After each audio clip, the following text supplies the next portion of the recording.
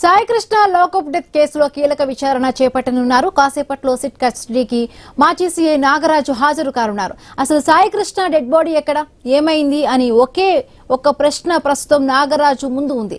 ఈ ప్రశ్న చుట్టూనే విచారణ సాగనుంది. సిట్ అధికారి ఐజీ రవి ప్రకాష్ వారం పాటు కూడా నాగరాజును విచారించనున్నారు.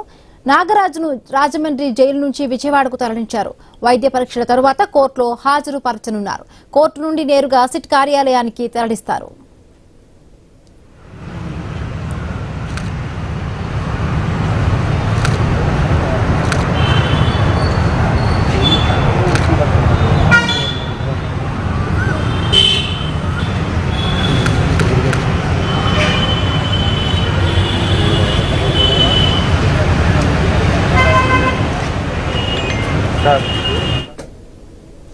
సాయికృష్ణ లాకప్ డెత్ కేసులో కీలక విచారణ చేపట్టనున్నారు. కాసేపట్లో సిట్ కస్టడీకి మాజీ సీఐ నాగరాజు హాజరు కానున్నారు.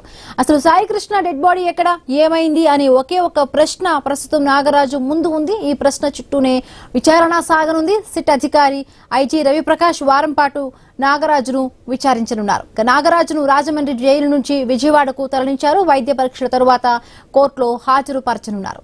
కోర్టు నుండి నేరుగా సిట్ కార్యాలయానికి తరలిస్తారు. మరింత పూర్తి అప్డేట్స్ మా కరెస్పాండెంట్ గణేష్ అందిస్తారు. గణేష్, సుప్రీంకోర్టు ఆదేశించింది సిఐ నాగరాజును అంటే ఈ వారం రోజుల పాటు ఇది రిమాండ్ ఖైదీగా ఉన్నటువంటి సిఐ నాగరాజును విచారించేటువంటి అవకాశం ఇవ్వడం జరిగింది. దీంతో సిట్ అధికారులు ఇవాళ ఉదయం రాజమండ్రి చేరుకుని రాజమండ్రి సెంట్రల్ జైల్లో రిమాండ్ ఖైదీగా ఉన్నటువంటి సిఐ నాగరాజును కస్టడీకి తీసుకోవడం జరిగింది. ప్రస్తుతం సిఐ నాగరాజును రాజమండ్రి సెంట్రల్ జైలు నుంచి విజయవాడ తీసుకువెళ్తున్నారు. ఎందుకంటే ఇవాళ కోర్టులో కూడా పరచబోతున్నారు. కోర్టులో హాజరుపరిచిన తర్వాత వారం రోజుల పాటు సిట్ సిఐ నాగరాజును విచారించేటువంటి అవకాశం కనిపిస్తుంది. సిట్ కార్యాలయంలోనే విచారించేటువంటి అవకాశం కనిపిస్తుంది. ఈ ఎవరైతే సిట్ చీఫ్ ఐజీ రవిప్రకాష్ ఉన్నారో ఆయన ఈ సిఐ నాగరాజును విచారిస్తారు. కొన్ని షరతులు అయితే హైకోర్టు విధించడం జరిగింది. అయితే ఆ షరతుల్లో కొంత సడలింపులు చేయాలని చెప్పి సుప్రీంకోర్టుకి వెళ్ళడం జరిగింది సిట్. ఇదే క్రమంలో కొన్ని అంశాలతో సుప్రీంకోర్టు ఇచ్చినటువంటి ఈ విషయాలతో కస్టడీకి అయితే సిఐ నాగరాజును సిట్ బృందం తీసుకోవడంతో ఈ వారం రోజుల పాటు ఏదైతే సాయికృష్ణ మిస్ అయినటువంటి అంశంలో పూర్తి లోతుగా దర్యాప్తు చేసేటువంటి అవకాశం అయితే కనిపిస్తుంది.